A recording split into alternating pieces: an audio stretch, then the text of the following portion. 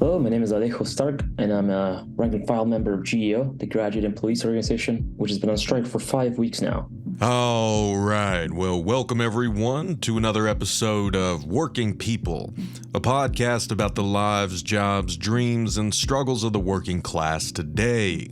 Brought to you in partnership with In These Times magazine and the Real News Network, produced by Jules Taylor, and made possible by the support of listeners like you. So as you guys heard, we've got Alejo Stark back on the podcast to give y'all a critical update on the ongoing strike by graduate student workers at the University of Michigan, which you guys know about because we actually chatted with Alejo for our mini cast that we released at the end of March. So that was published on March 31st. We are recording this episode on Sunday, April 23rd. And as Alejo just mentioned, the strike has been going for that whole time. And it's been very heartening to see the public displays of support. I know that folks who listen to the show have been showing their support, been donating to the strike fund because y'all have reached out and told me as much. So I just wanted to give y'all a huge shout out and thank you for being true working class warriors and standing with the Graduate Employees Organization there at the University of Michigan. And as I did on that last mini cast with Alejo, I'm going to give the same disclaimer for anyone listening that, I have a very personal stake in this struggle. This is the second time that GEO has gone on strike in 3 years. And I myself was a graduate student at the University of Michigan for a number of years. I earned my PhDs there, and GEO is my former union. So, you can take whatever I say with a pinch of salt, but Alejo is a rank and file member. Alejo is there on the ground with other GEO members. So as we do every week, it's really, really important to get the most up-to-date news from the people who are actually on the front lines of these struggles. So you can comfortably ignore me if you want, but please listen to everything Alejo has to say. So we brought Alejo back on to sort of get an update on the strike and where things currently stand and what has happened since we last chatted. But to sort of set the table here for you guys, I'm going to read a couple passages from a recent article that was published at the Michigan Daily, the newspaper at the University of Michigan, student-run newspaper. And this was published by Miles Anderson on April 21st. So that was Friday of this past week. And the headline reads, UMich planning to withhold pay from striking GSIs. So Miles writes, quote, the University of Michigan administration is planning to withhold pay from non-working graduate student instructors and graduate student staff assistants as the Graduate Employees Organization's ongoing strike continues into its third week.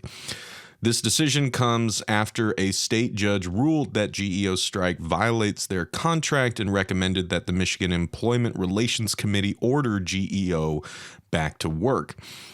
In an April 21st email from the university to GSIs obtained by the Michigan Daily, the university said it will require all GSIs and GSSAs to fill out a work attestation form to receive their regular pay for the month of April. According to the email, employees who have continued working during the strike must provide verification of this work in order to be paid. Employees who respond that they did not work or who do not fill out the form at all will have their April pay reduced. End quote. So I want to pair that little update from the Michigan Daily with what I think is a very revealing Twitter thread by U of M alum Dr. Jennifer Rubin. And we will link to both of these in the show notes so you guys can check it out. But on the same day that Michigan Daily article was published, that is April 21st, Dr. Rubin posted a Twitter thread, the first tweet of which reads, quote, "I called U of M today to voice my disappointment in their, quote, good faith bargaining with GEO. A regent called me back, and we talked for over 30 minutes. I left the conversation even more frustrated with the university, ... Now, again, you guys should go and read this whole Twitter thread because I think it's exceedingly revealing and shows just how fucking out of touch the U of M regents are. And, you know, that out of touchness is very much consistent at the upper levels of the U of M administration. And by everything he has done and said, I think that very much includes UMich President Santa Ono. So later on in this thread by Dr. Rubin, she writes, quote, she's referring to the regent that she spoke with here, quote, "He empathized with how hard it must be to not afford food and medicine." Parentheses. Well, thanks for that, Mr. Bleeding Heart Regent. Continuing on, he went on to explain that paying graduate teachers more money would unfairly steal wages from older workers who were building their careers. Because grad teachers only work, quote, part-time, it is not fair. When asked about the $17 billion endowment, this same regent said that to take money from the endowment would be stealing money from future generations of U of M students and faculty. So, you know, this is how they think, right? I mean, like, you know, there's like no room whatsoever for, you know, understanding how the university is, to use this regent's language, stealing the livelihoods out of the graduate student workers who make this goddamn university run with their labor, their teaching labor, their grading labor, their administrative labor, their research labor, so on and so forth. This is what it felt like to be a graduate student at the University of Michigan and pretty much anywhere else, right? Like, you know, you know that you are relied upon to provide so much of that essential labor that keeps the university going, but you are kind of constantly told that you are, you know, not a priority, and that your inability to pay rent and buy groceries is none of the university's concern. And if you don't have the means to sustain yourself while you are in graduate school, you should either take out more loans, take out credit cards, or, I don't know, somehow find time to do a third or fourth job. I say this from experience. I was told directly by people in the university administration when I moved to Ann Arbor. That was the first time it happened, but it happened multiple times. But when I started graduate school at the University of Michigan back in 2012, I believe, I was coming from Chicago, having been a waiter there. And I saved up, all my tips as much as I could and had to spend all of it on a U-Haul truck to get from Chicago to Michigan. And I spent the rest of it on a security deposit for my apartment there. And I very much looked for the lowest cost apartment I could find. The stipend that the university was giving me and other graduate students to start our programs in the summer was insufficient for covering my very, very basic and limited living costs. I was living very frugally, as frugally as I could, but I did not have a rich family to sort of lean on to help me kind of cover the difference. And so when I went to the university asking what I could do, they first accused me of spending my meager stipend frivolously and kind of chastised me in the way that poor and working people are often chastised by such institutions. And then when I explained to them that I had not been running around, buying lavish meals and blowing all my money on useless things, they looked me dead in the eyes and said, well, there's nothing we can do to help you. If you don't have family you can lean on, you should take out credit cards or more student loans, which I eventually did and am going to be paying for many, many years to come. So anyway, that's just like some sort of context here to remind people like what we're talking about. And graduate student workers at the University of Michigan are fighting for many things, among which is just a basic living wage to actually sustain themselves while they are there working, teaching, learning at the University of Michigan. And this has led them to strike for the past month. And we are going to turn back to Alejo now to sort of get an update on how things have been going with that strike since we last chatted at the end of March. So Alejo, take it away. Hey, Max. Thank you, comrade, for having me on again. I really appreciate it. It's been a lot of things happening this past few weeks. But as you said, maybe the only invariant or the only constant is that the administration, which includes the regents, are completely out of touch, as you said. It was bad when you were here not that long ago. Imagine how bad it is now. I mentioned this last time, but I'll mention it again. Just the gap between our pay and living conditions in Ann Arbor has tripled since 2020, since our last strike. That is mostly due to rent increases, but also general cost increases, which are squeezing workers everywhere. And so that's one of the reasons why we're on strike. And we have been on strike. But as you said, the administration is completely out of touch. And I believe since we last spoke, they have continued to repress striking grad workers, not only through the attestation forms, which you mentioned, but also by sending us to court. I believe maybe Jaeger talked a little bit about this in their episode with you all. But I want to mention this again because it's just so clear what the university has been doing and the ways in which this is all blown up in their face. And just to like interject there to let listeners know, we did have Jaeger on a Real News Worker Solidarity live stream as well, and we will link to that in the show notes so you all can hear their testimony as well. Nice, yeah, that's what I was referring to, Max. Thanks. I believe since we last spoke in the mini podcast we did, the university sent us to court right away. I think that morning we talked, they filed an injunction and they were trying to get us back to work by claiming that our strike had produced or will produce or has produced irreparable harm. That's the technical term. Irreparable harm means that it's not something that could be quantified for in terms of a money amount, but rather we were somehow harming the education of undergraduates for the rest of their lives, So the example that they give is, somebody's about to burn the Mona Lisa, and so you need to get an injunction filed so that you stop the person from burning the Mona Lisa, which will never be retrieved, or irreparable harm has been done once that's done.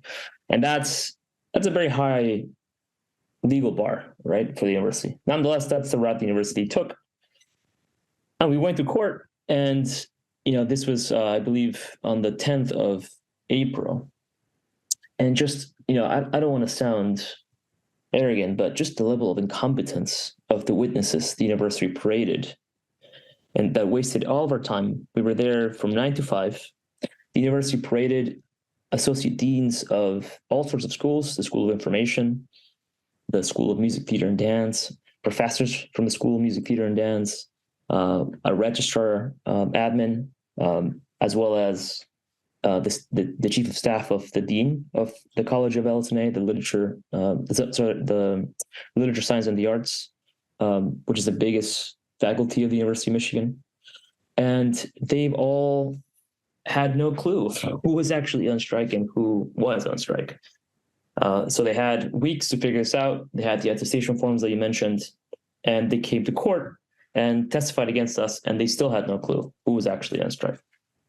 Just to give you an example of this, one of the professors from the School of Music, Theater, and Dance, as he was on the witness stand, told everybody, including the judge, that weeks before the strike started, he got IT to go into the different classes, basically the different systems through which people assign grades, or GSIs, or graduate student instructors assign grades, weeks before the strike started, got in and locked everybody out of their grade books.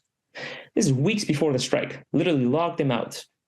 So he testified in court that he made graduate student workers' jobs impossible weeks before the strike even started, right? That's what professors were doing before the strike even started. He had the staff, the chief of staff of the dean of the college, testify in court, saying that he had come up with a Google spreadsheet that he had sent out to all the department heads. And of course, not everybody responded. In fact, not many department heads responded, which means that a lot of faculty are on our side. And he had asked the faculties, different department heads in different departments to fill in this Google spreadsheet, saying how many undergraduates were being affected by the strike.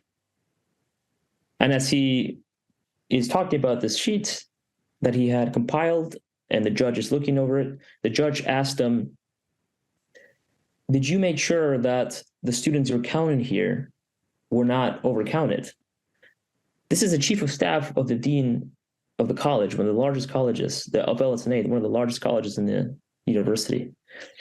And what he had done is he had added up all the classes that were allegedly on strike, added them all up, and had come up with a number. About 10,000 undergraduates were affected.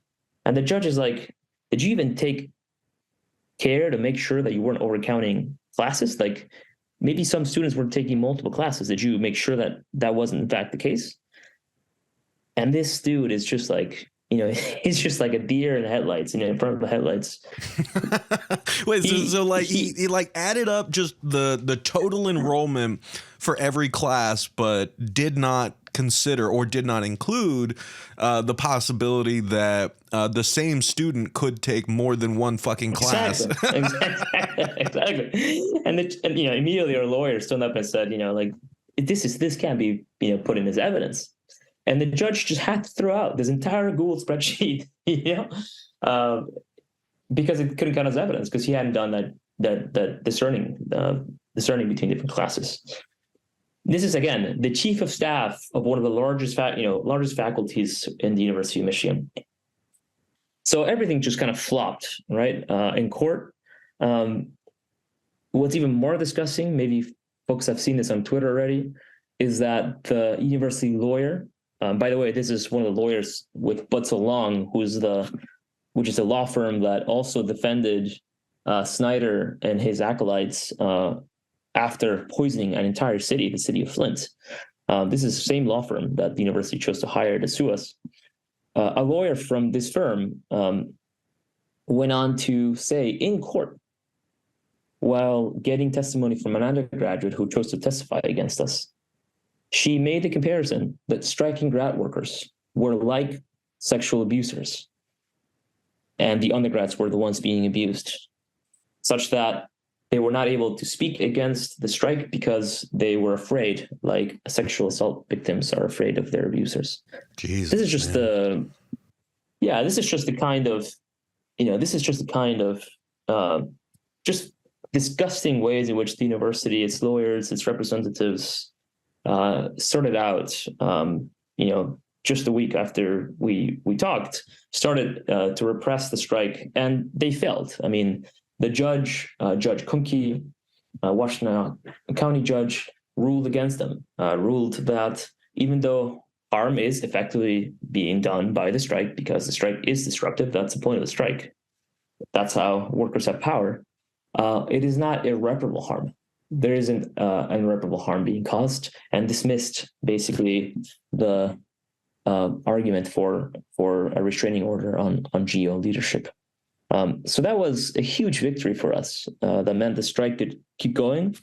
That meant that the court's decisions weren't hanging over our heads. And we escalated from there. But so did the university. That same week, we went and took over the administration's building, the Rubin building, which was redesigned, purposely redesigned for the lavish taste of the university administrators. I don't know if you got a chance to go to Ruthven back when you were here before, Max, but it was the Natural Science Museum, and it was an open building. It was a public building which anybody could go into and go into the museum. And it has a beautiful rotunda. It's an early 20th century building, a beautiful rotunda And now it's just an administrator's building, right? It's where the president has his office. It's where all his legal team and vice presidents and so on have their offices. And so we took it over because this is a struggle not just for a living wage, not just for affordability and dignity, but it's also a struggle to transform this university and universities in the United States. And so it is the administration against all of us. It is the administration against undergrads who are facing tuition hikes. It is the administration against faculty who are constantly facing all sorts of threats and pressures from the administration to perform all sorts of meaningless tasks. And it's the administration against graduate workers who are facing an affordability crisis and are fighting for dignity.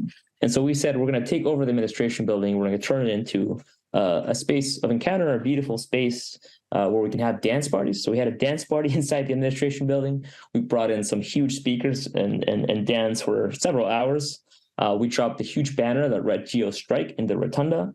And we had a barbecue going outside by some Latin American comrades who have been making barbecues at our picket lines with music. We had lecturers, faculty, allies, undergraduates show up. We had a huge inflatable fat cat that's strangling a worker that was borrowed from one of our labor allies.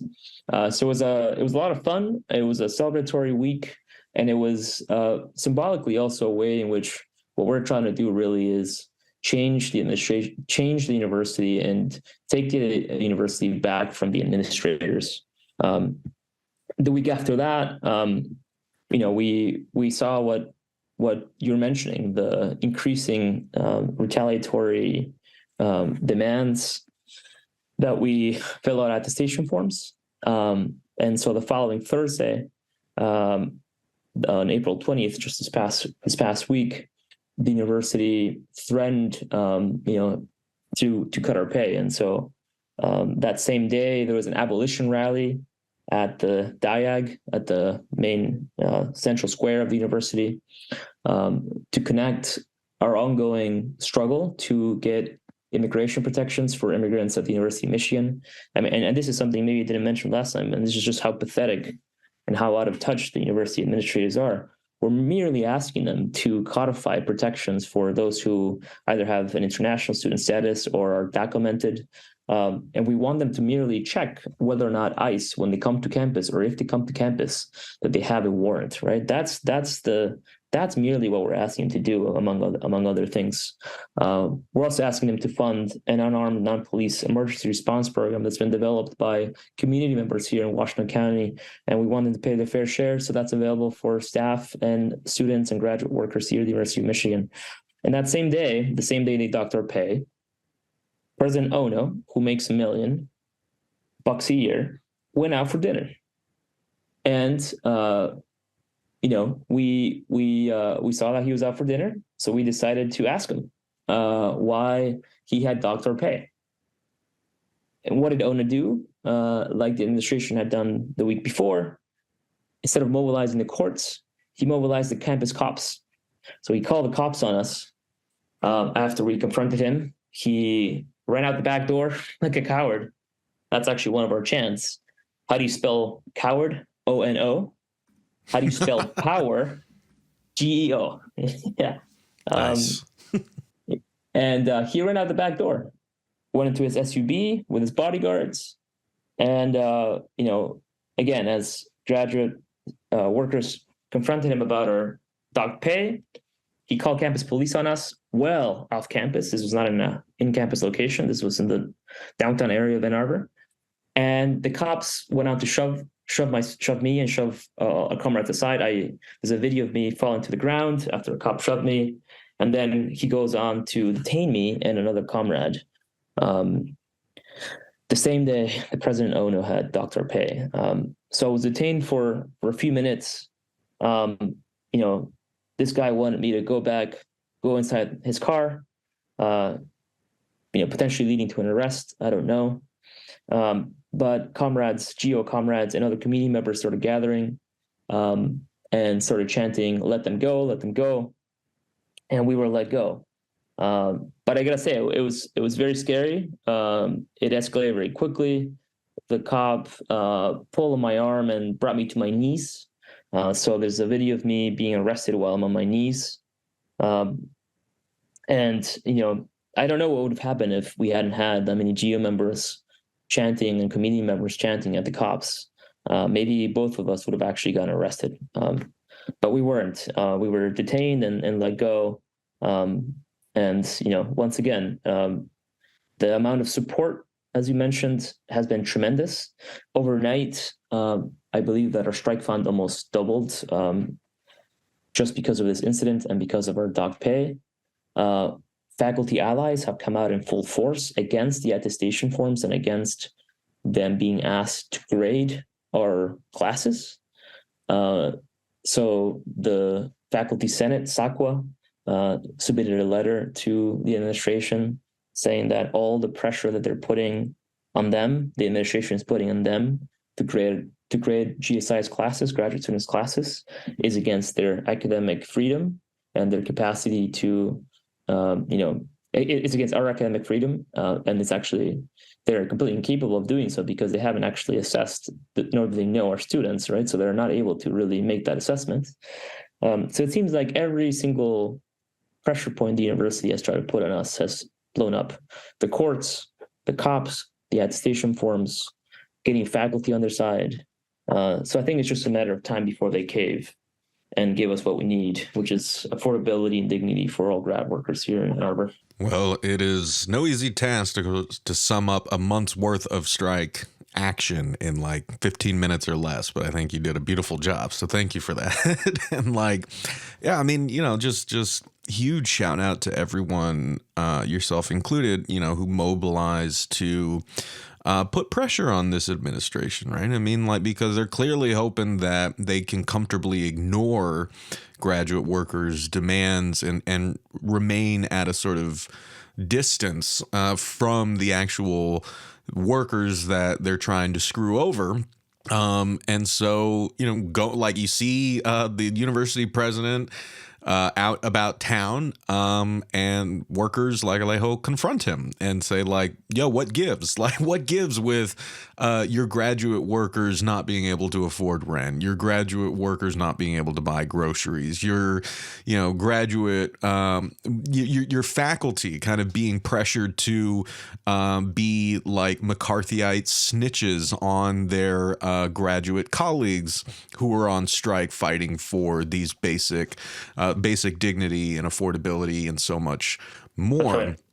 And the response is to sick the cops on these workers and to sneak out the back door, as President Santa Ono did. And yeah, that must have been really fucking scary to be one of the people detained by the cops. But I think it's a real testament to the power of a union and the power of solidarity that so many folks immediately jumped to action, recorded the encounter, surrounded the cops, and ultimately applied enough pressure to let them, or to force them to let Alejo and others go.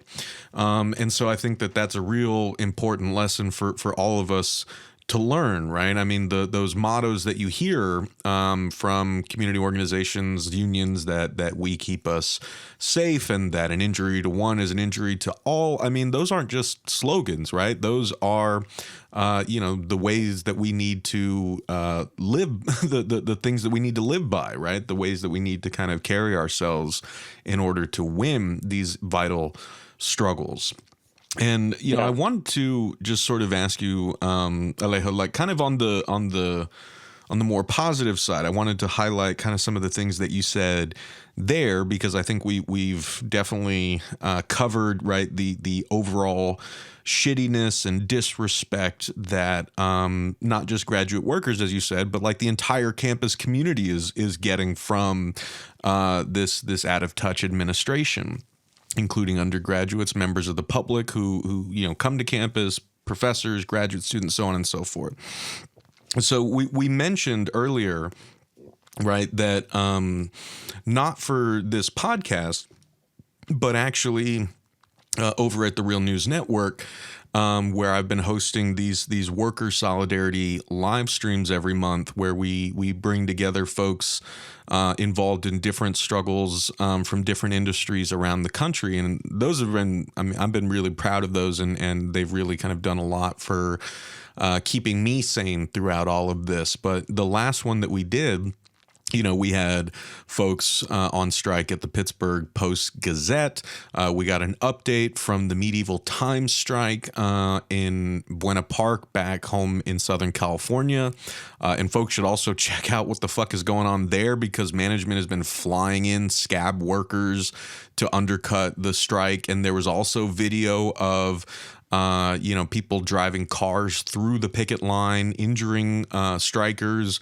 And, you know, there's a lot of really ugly stuff coming out of the Medieval Times strike. So please don't forget about them either. But anyway, we had this worker solidarity live stream, and we had the great S.N. Yeager, from GEO at the University of Michigan, join us in that last worker solidarity live stream. And Yeager, as they mentioned on the live stream, they are one of the co-chairs of the Queer Trans Caucus at GEO, and gave us great updates on the strike there as well. So we'll link to that. But one thing that really warmed my heart during it was unplanned. I didn't know this was going to happen, but it just made me smile from ear to ear on the live stream, because I also had Reagan. Reagan is one of the exotic dancers in North Hollywood, where dancers have been on strike they went on strike over a year ago at a bar in North Hollywood. And it's been a protracted struggle, but these strippers were out there on the picket lines, and they were using kind of different strike tactics and sort of themes for nights on the picket line, right? I mean, they're performers, so they would, come up with these different themes for the picket line. They would make it like a party, and it became kind of this word of mouth spread around LA and Southern California, and these picket demonstrations became a really fun kind of event, and it was very cool to see. And so Yeager actually got a chance to tell Reagan on that live stream that they had seen Reagan and some of the other dancers at the Labor Notes conference in Chicago last year, and learned about how they were approaching their strike. And Yeager was like, oh, we're using some of your guys' strategies in our strike. And that was just a really cool thing to see. I could see Reagan's face light up about that. And I've seen some of the videos, right, of GEO striking GEO members, dancing on the picket lines. I think there was a theme, a picket theme this week. So I was wondering if you could just tell us a little bit more about what it's looked like on the picket line during this past month, and say a little more about that support that y'all have been getting from within the campus community there in Ann Arbor and beyond, and what folks listening to this can do to keep supporting y'all. Yeah, I know it's been a lot of fun at the picket lines. I mean, I swear to God, I feel like every time I sign up for picket captaining, it just rains and it's fucking miserable. But other people have been having a lot of fun. So no, we've had actually wonderful picket lines. I mean, this past week we had the Beyonce dance party, Renaissance picket dance party. Friday, right outside the bargaining room, which was a lot of fun from the vids people can take a look at on Twitter. We had a couple of weeks ago also the Sudaca picket line, which means South American picket line. So we had a lot of cumbia and barbecuing. Some of the facilities people didn't like that much, especially since we were outside of the bargaining room. But just you talk with them and they let us stay. In fact, one of the facilities people brought us some gloves so we can handle the food and the barbecue with gloves, because of health concerns or something. But people were dancing on the picket line, dancing cumbia, Latin American cumbia. And we had, like I mentioned before, at the administration building on Ruthven, we occupied it for a good 3-4 hours with huge speakers. one of the facilities person kept telling me, oh, it's so disrespectful for you all to be having a dance party during office hours inside this building. People are trying to work, Fuck off. I was like, yeah, we're so sorry. You just keep apologizing. And then we stayed there for like, 4 hours. So it's been a lot of fun. I think it's really important to have kind of moments of collective joy in the struggle.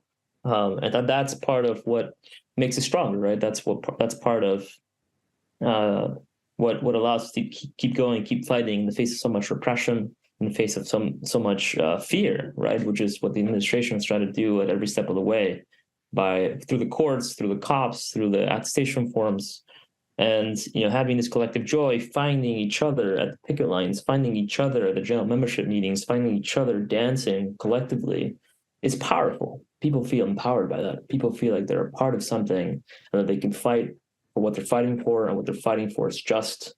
And what they're trying to do is make us feel afraid because they know that when we're together, we're powerful. And so it's been a lot of fun. It's been really powerful, and it's been a lot of joy out in the picket lines.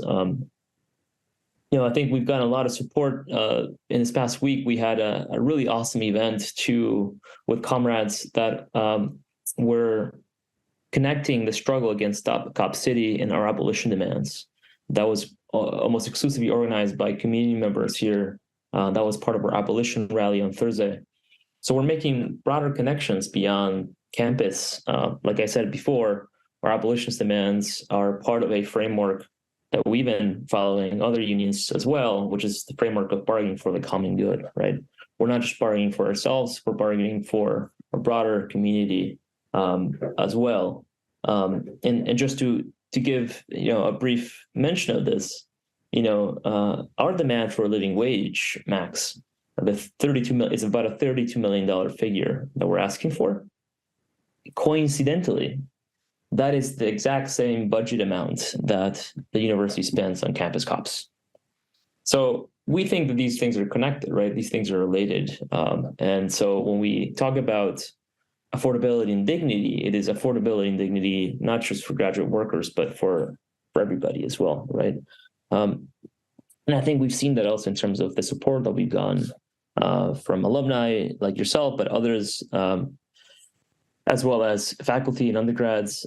They recognize that undergraduates recognize that their studying conditions and their educational conditions are obviously our working conditions too, right? And so understanding that this is part of a broader fight to transform this university and this world, right? We know Solidarity Forever, the song that we sing every single time, which is actually an old IWW song that you mentioned before. It's not just a fight for the union. It's a fight to bring forth and to give birth to a new world from the ashes of the old. And I think that's precisely what we're fighting for in the last instance. So people can continue to support us. This next week's going to be crucial. We're going to finals, and the university is going to continue to ramp up. It's a tax on us, and so we encourage people to give to a strike fund, which it's on GitButter, and I'm sure you can post a link to it there. If you're an alum, or if you have, if your son or daughter, whomever might be at the University of Michigan, call the university, as comrades have been doing as well, and continue to support in whatever way you can, but primarily through the strike fund.